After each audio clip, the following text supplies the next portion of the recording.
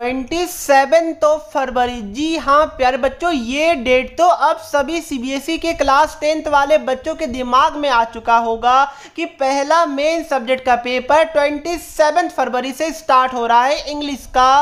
और प्यारे बच्चों मैं आपको बता दूं कि पहला मेन सब्जेक्ट का पेपर अच्छा जाना बहुत इंपॉर्टेंट है, क्योंकि आने वाला पेपर आपका साइंस का है, एसएसटी का है, मैथ्स का है। तो ये सभी में अच्छा स्कोर करने के लिए जो पहला पेपर है वो अच्छा जाना काफ़ी ज़्यादा इंपॉर्टेंट हो जाता है।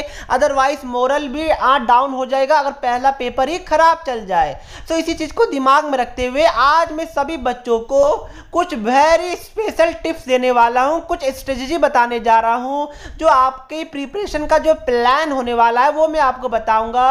अगर आप इसको दिमाग में रखिएगा तो डेफिनेटली आप लोग 27 फरवरी वाले पेपर को फोड़ के आएगा। काफ़ी इंपॉर्टेंट है, आपकी प्रिपरेशन को इन्हेंस करेगा, एक लेवल बूस्टअप करेगा। तो एंड तक जरूर देखिएगा। और प्यारे बच्चों हमारे एफर्ट के लिए एक सब्सक्राइब और एक लाइक जरूर कीजिएगा। तो अब आपका पहला क्वेश्चन जो कि सभी बच्चों का है कि सर हमने अब तक इंग्लिश में कुछ भी नहीं पढ़ा है तो क्या 90% आ सकता है? यस प्यारे बच्चों, इवन बच्चे 4 दिन एक रात भी पढ़ के इंग्लिश को फोड़ देते हैं, बट अभी भी आपके पास सफिशिएंट टाइम बचा हुआ है। मैं ये नहीं बोल रहा हूं कि आप लोग 20 फरवरी के बाद से इंग्लिश को पढ़िएगा, ना, ये आपका मिसकंसेप्शन है। ये अगर ये आप फॉलो कीजिएगा तो डेफिनेटली आपको लॉस हो सकता है। इसलिए अभी से ही आप लोग इंग्लिश को डेली 30 से 60 मिनट्स देना स्टार्ट कर दीजिए। तो क्या 90% लाना पॉसिबल है? यस, आसानी से, इवन 95 प्लस भी लाना आसानी से पॉसिबल है। सफिशिएंट टाइम आपके लिए बचा हुआ है और इसी टाइम बच्चे अपने आप को अब प्रूव करते हैं, एग्जाम में फोड़ कर आते हैं। तो the answer is yes, you can easily score more than 95% during this days. ये बात को दिमाग में रखिएगा। तो सबसे पहला जो सबसे इंपॉर्टेंट है वो मैं आपको बता दूं कि कॉन्सेप्चुअल क्लैरिटी। इसका मतलब क्या हुआ कि प्यारे बच्चों आपको पता होना चाहिए कि आपके लिटरेचर वाले सेक्शन के अंदर आपका ऐसा क्वेश्चन आएगा जिसमें आपको आपके लिटरेचर की जो पोयम वाला चैप्टर है उससे 4 लाइन उठा के दे दिया जाएगा एंड उससे टोटल 5 क्वेश्चन 1 मार्क्स के पूछे जाएंगे। कुछ एमसीक्यूज हो सकता है, कुछ फिल इन द ब्लैंक्स हो सकता है। तो इस केस में बच्चे गलती क्या करते हैं कि जो आपके लिटरेचर बुक में जो पोयम दिया हुआ है उसको आप लोग line by line, word by word पढ़ते ही नहीं है। देखिए बाकी चैप्टर्स को भले आप लोग समरी देख लीजिए चलेगा, बट जो पोयम वाला चैप्टर है उसका वर्ड बाय वर्ड मीनिंग आपको पता होना चाहिए। अदरवाइज ये आप पे बहुत बड़ा लॉस आपको दे सकता है, क्योंकि सीबीएसई पूछ सकता है पोयम वाले से कि इस वाले वर्ड का सिनोनिम क्या है, इस वाले वर्ड का मीनिंग क्या है, ये वाला वर्ड किस कैरेक्टर के लिए यूज किया गया है। तो ये सारा क्वेश्चन पूछा जा सकता है। तो यस, पोयम वाले चैप्टर को जरूर लाइन बाय लाइन मीनिंग के साथ पढ़ लीजिएगा। बाकी चैप्टर को अगर आप लोग समरी भी कीजिएगा तो चलेगा।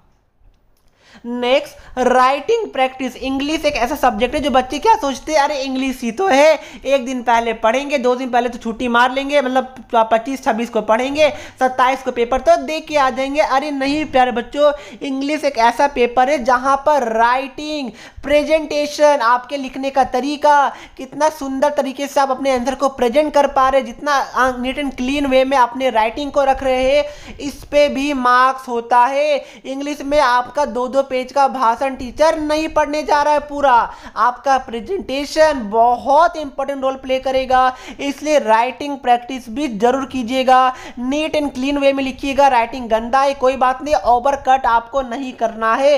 राइटिंग गंदा है तो 2 वर्ड के बीच में प्रॉपर गैप दीजिए प्यारे बच्चों। नीट एंड क्लियरली अंडरस्टूडेबल होना चाहिए, रीडेबल होना चाहिए। अगर रीड करने में ही टीचर को प्रॉब्लम हो रहा है तो डेफिनेटली इंग्लिश में आपका marks up to the mark नहीं भी आ सकता है। इसलिए दिमाग में रखिएगा कि राइटिंग प्रैक्टिस भी साथ साथ करते जाना है। Okay, very good. अदरवाइज आपको पता भी नहीं चलेगा कि आपका 3 घंटा कब पार हो गया। नेक्स्ट कि आपको सिलेबस पता होना चाहिए कि भाई 12 ग्रामर क्वेश्चन आ रहा है जिसमें आपको 10 ग्रामर क्वेश्चन को अटेम्प्ट करना है। लेटर आ रहा है, कौन कौन सा लेटर आ रहा है, एनालिटिकल पैराग्राफ आ रहा है, आपको पता ही नहीं होता क्या है तो कैसे काम चलेगा। तो इसलिए सिलेबस आपको अच्छे से पता होना चाहिए। एनसीईआरटी बुक को डेफिनेटली रीड आउट कर सकते हैं। उसके बाद सैंपल पेपर मस्ट है कि आप लोग सीबीएसई का सैंपल पेपर को सॉल्व कीजिए, एज वेल एज कुछ एडिशनल पेपर जो मैं आपको प्रोवाइड कर रहा हूं उसको भी आपको सॉल्व करते जाना है। प्रीवियस ईयर क्वेश्चन इंपॉर्टेंट है, द आंसर इज यस।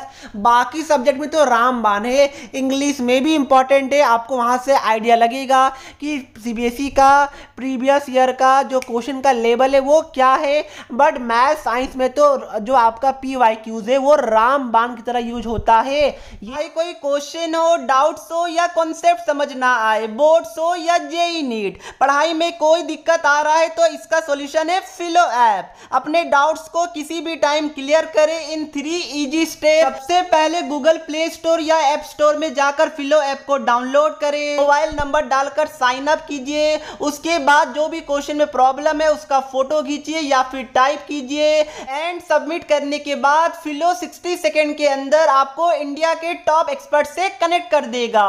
तो प्यारे बच्चों जाइए, लिंक डिस्क्रिप्शन बॉक्स में है, वहां से अपने डाउट्स को आउट कीजिए। प्यारे बच्चों जैसा कि मैंने बताया कि PYQs काफी इंपॉर्टेंट है, उसके साथ साथ राइटिंग प्रैक्टिस भी मैंने आपको बता दिया क्योंकि टाइम मैनेजमेंट बहुत इंपॉर्टेंट है। बच्चों का अक्सर कंप्लेन आता है कि सर इंग्लिश का पेपर तो काफी लेंदी था, लेंदी नहीं था। जो 15 मिनट्स आपको रीडिंग करने के लिए दिया जा रहा है उसमें आपको पैसेज को सॉल्व करना था। उसके अलावा प्यारे बच्चों आपको स्पीड को स्टार्टिंग से ही मेंटेन करना था। इंग्लिश में टाइम बच्चों का यूजुअली कंसर्न आता है कि सर टाइम कम मिला, बट ये आपके हाथ में है कि कितना स्पीड आप लोग लिख सके। इसलिए प्लीज स्पीड लिखिएगा, इंग्लिश में टाइम मैनेजमेंट वाला प्रॉब्लम नहीं होना चाहिए। टाइम मैनेज करना अच्छे से सीखिएगा, वो राइटिंग प्रैक्टिस से आएगा। तो दोस्तों अगर ये सारे टिप्स को आप लोग अच्छे से फॉलो करते हैं तो यकीन मानिए 27 फरवरी को आप लोग फोड़ कर आएगा। तो यही था हमारा आज का वीडियो अच्छा लगा देन सब्सक्राइब एंड लाइक में कंजूसी मत कीजिएगा, वीडियो को भी शेयर जरूर कीजिएगा।